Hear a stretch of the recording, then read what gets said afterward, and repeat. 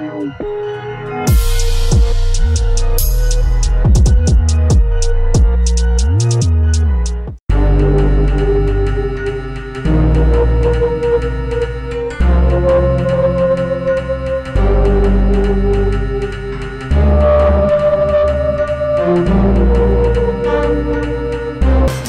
Talk UK, Pro Bs, once again, remember, hit that subscribe button.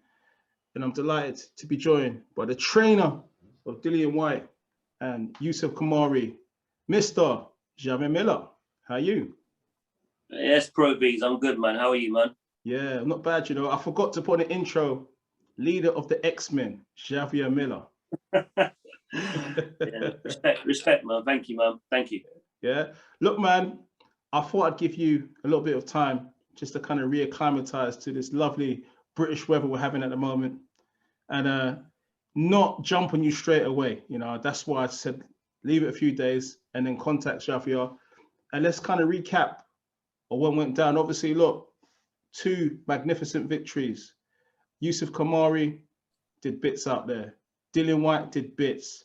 All in all, a fantastic night of boxing for you and a successful one also. Talk us through Kamari's victory, first of all, against Cain Baker. Yeah, you know, as soon as that fight was announced, you know, Yusuf really deserved his shot, man. Because obviously I got called out last year around March to start training Dillian. And, you know, 3 times Yusuf had to come out to Portugal, paid his own money, you know, and he was involved in training camps, you know, trying to get ready for his own fight. You know, we were trying to nail something down, but every time the dates kept changing. But you know what? The guy never complained, kept working. And, you know, so for the final time when the fight got announced, you know, Yusuf came back temporarily to see his family at Christmas. And then he couldn't fly back out to Portugal because obviously they've restricted, you know, entry into the country. So he ended up stuck in the UK. So he's with the other head trainer, Nick, training at Neasden. But he was already in really good shape, you know, so it was really more about the sparring. So, you know, we've got good guys down here now, but I've known a lot of good guys in the circuit for years, obviously, because of the amateur background. And, you know, Yusuf just looked on fire. And I expected a performance like that. You know, obviously, you've known Yusuf for a long, long time. You know, as I said, the last 3-4 years, he's been one of the best small ball fighters in the country, you know, easily. And every time he fights, he always looked to cut above everybody else. You know, everybody said the same thing about him. And, you know, I purposely kept him there because I wanted him to learn his craft, you know, and, you know, everyone got a chance to see him for the first time on Saturday. And he was the underdog going in simply because they didn't know him. They know Cain Baker. You know, he's performed well the last 2-3 times. And, you know, he had momentum. Yusuf hadn't boxed since March 7th. He'd been out for over a year once he got in that ring. But you could see, you know, he's just a quality operator. And I'm just really happy for him. You know, it's a lot of hard work. It's taken a long time to build Yusuf to get him to look like that. You know, and you know, more than anything, I'm just very proud, you know, that I was able to build a fighter through the amateur system and then turn pro with him and he looks like that. I mean, that's a very proud moment for me. So I'm very, very happy for Yusuf. Yeah, 100%. You know, usually fighters on a big bill, they might get a bit nervous, you know, the occasion might be too much for them. And you're talking about ring rust. I mean, neither affected him. You know, he went out there, put his hands together, and I thought it was quite dominant. Very dominant performance. You know? It was, yeah, definitely. You know, obviously, I think he got caught a couple of times, but I think that's more due to, you know, he didn't seem to be concerned about Cain Baker's punch power, and also because he'd been out of the ring for a year. So obviously, everyone watching it thought it was perfection to them. But to me, obviously, as a coach, I saw a few holes here and there. You know, I spoke to him about it already, and you know, he's ready to get back in the gym and just you know, just get better because obviously the next challenge is going to be tougher. So yeah, you know, it's listen, he impressed Matchroom and Sky. You know, in his interviews, you know, he delivered. He promised Smoky Saturday, and he delivered. So they're very happy with what they saw. So it wouldn't be a shock to me if he got announced to be boxing, you know, in the very near future. You know what I've noticed, like in this pandemic, you know, I've noticed a lot of the guys from small hall shows have had a chance, an opportunity, and some of the guys have taken it. You know, they've come in and they've really impressed, because had we had normal conditions, that opportunity might not have been there. So hey, we never looked at Yusuf that way though, because even once Yusuf had actually finished, you know, with Goodwin boxing, you know, contracted run out, you know, there was interest in Yusuf. So he's been built and prepped to be on the big stage. So he wasn't in an opportunist position. You know, I was just very, very happy that, you know, Dillian was impressed with him when he came to my gym when he was training at Neasden.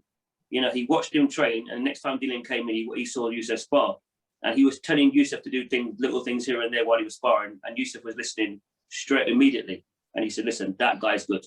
And then, you know, next minute he put up on a post saying, "Yeah, that's his new boxer. I didn't even know he was going to do that." So, yeah, but yeah, I was very, very happy that Dillian, you know, took him on, because, you know, Dillian managed his own career, and clearly he's a box office fighter, so he knows what he's doing. Plus, all the guys he manages, they've all got opportunities.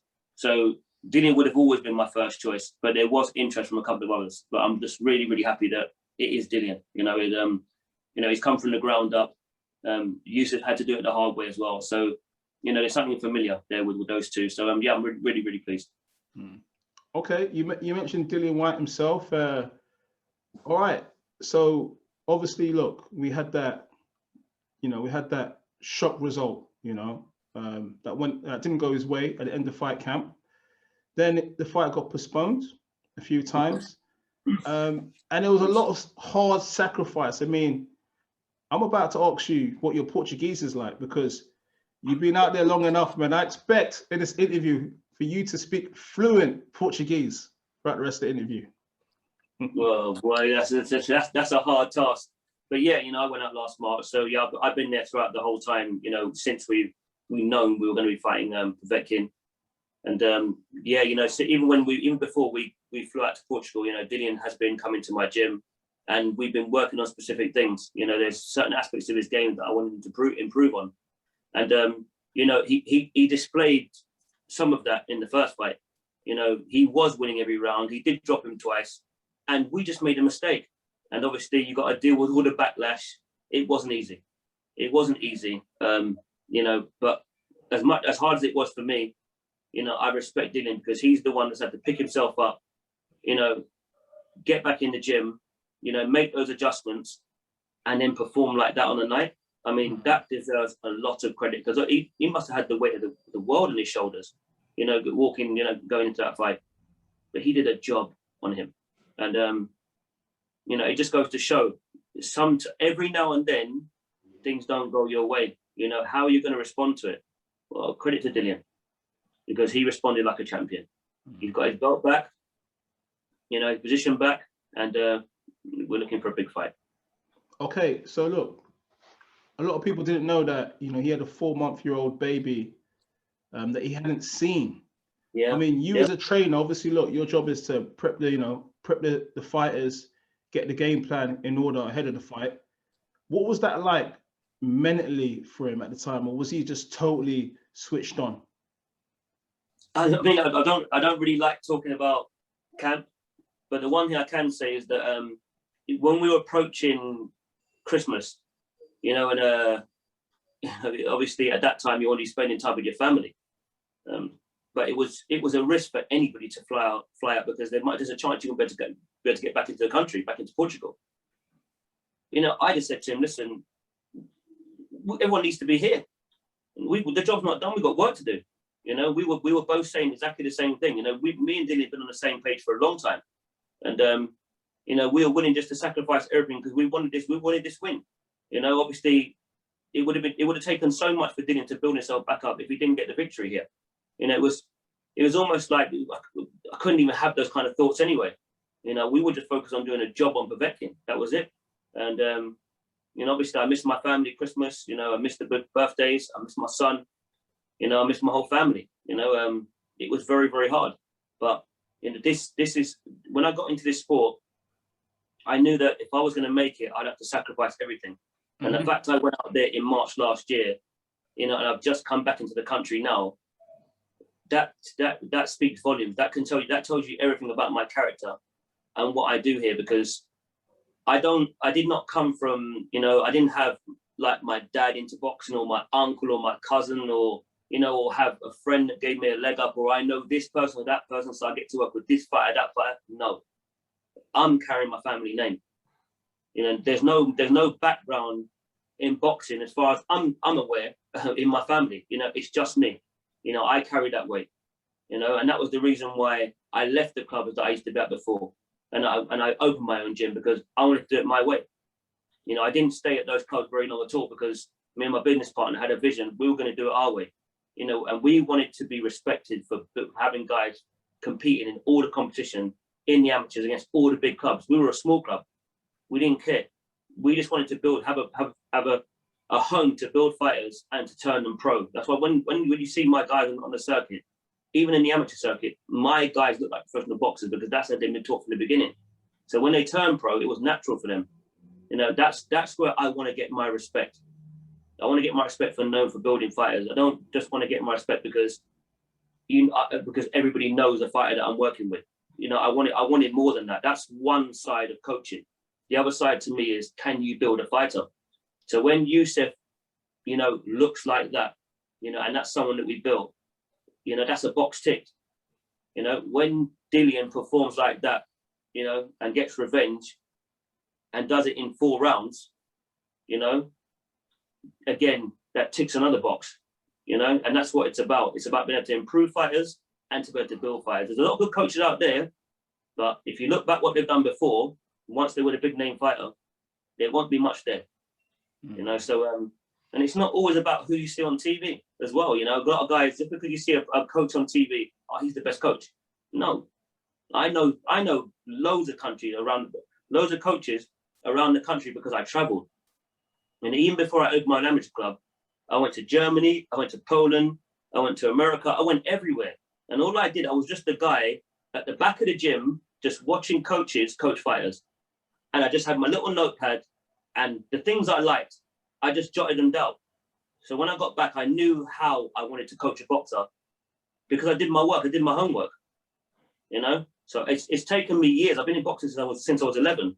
So it's okay talking about Xavier Miller now, but go and do the research. You know, I had to do it the hard way. You know, it's not he's taking this fighter, so yeah, you know, he's there now. No, women had to go through hell for the amateurs, because all these clubs are recognised. Repton, Finchley, they're all big clubs that have been around for decades. Our club, you know, just was recently open, and we had to compete against those guys. That weren't easy. You know, that was a test of character. You know, so dealing with the pros is nothing, because we've had that good grounding. So yeah, you know, it was hard, but yeah, you know, we're strong enough. When it goes our way, we celebrate. When it don't, we get back to work. You know, and that's our ethos. That's what we've been doing. 100%.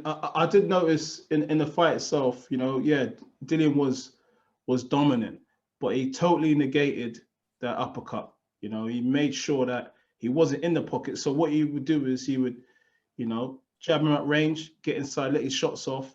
And then anytime Povetkin was getting closer, it would circle out. You know what they say in the gym? Circle out when you're done. And I noticed that, and I said, yeah, you know what?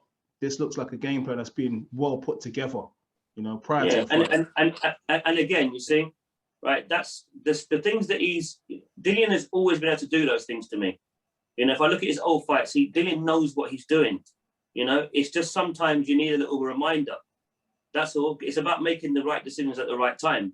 So, you know, that performance wasn't based off the last training camp. That's based off the time that we spent together. You think boxing is that easy, where you can just learn all those things within 3-4 months? That's us putting in work, you know, and it gets to the point where he's comfortable to do those things. That's like doing loads of rounds of sparring. That's like the pad work, you know, that's following instructions, you know, and allowing him to be himself. That relationship takes time. So what you saw was, you know, hours and hours of good work, you know, and you can take that on to his next fight. And that's all I want to be known for doing is you know, I just want the fighters to, as long as you've learned something from me, I'm happy, because I was so well taught that I'm just happy to give back, because obviously I couldn't do it. You know, obviously that chance was taken from me. So I'm just happy that when these guys perform, I'm actually living it through them. You know, so I've ultimately got what I wanted. So yeah, I'm just in a good place, and you know, just looking forward to the next challenge now. No, 100%. And obviously, look, you know, the trainers, one of the trainers' roles is to provide that vital information in between rounds. And I was saying to someone a little while ago when you was appointed as head coach, I said, yo, Xavier really, he really meticulous, man. I went into his office in Neasden Boxing Club and the guy was watching fights. You know, the guy is really about that. So no, I'm happy that obviously, look, man, you know, you've had your opportunity to show what you can do. And yeah, it was a good victory. Fantastic victory. Dillian Whyte, he mentioned that he's got a hamstring problem. What is the situation with the hamstring? Say again, Sam? What is the situation with Dillian Whyte's hamstring? No, you know, listen, it's almost impossible to go through a long training camp without some type of an injury. But, you know, he managed it well, and he's got a very good team. You know, Simon is physio, you know, strength conditioner Al, Magic is a cut man, but also Magic's a physio. Mm-hmm. So they all come together and manage these injuries. I mean, the athletes, this is what happens. That's why you have a good team. You know, anything can happen even on the day. You know, that's just part of the sport. But very rarely does a boxer go into the ring and be 100%. Yeah. Of course. You try and get as close to 100%, but things happen. But they're different creatures, aren't they, fighters? You know, they get it done. Interestingly enough, I did see an interview with Lyndon Alpha, who he mentioned the fight of Anthony Yard, how that right hand was injured. You know, I think it was 1 or 2 weeks before the fight itself, but he had to make the adjustments. You know, was that the case with Dillian? Was that hamstring injured before the fight, just to confirm, or was there like a little bit of a niggle there? Yeah, it's just something that he was carrying, you know, but he managed it. Okay. You know, he's had worse injuries than that throughout his career, so he managed it well. All right, we got to look ahead. Obviously, look, you know, he picked up the interim and diamond WBC, the bling bling, you know, the bling bling. Moving forward now, more challenges. You know, lots of talk of Deontay Wilder. I know you, man. You've been straight in your office and you've been watching Deontay Wilder. I bet you on your screen, man, watching us say, okay, we need to start writing the game plan out straight away from now, just in case. Is that a realistic option for Dillian, or is it just media talk and fans talk?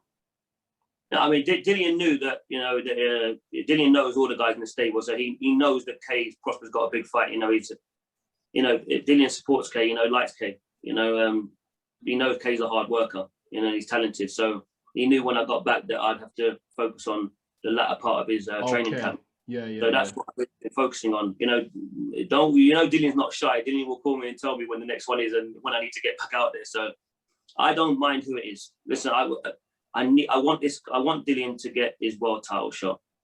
That's what I want. You know, he deserves it. He's got one of the best resumes in boxing, as far as I'm concerned. And he's a major talent.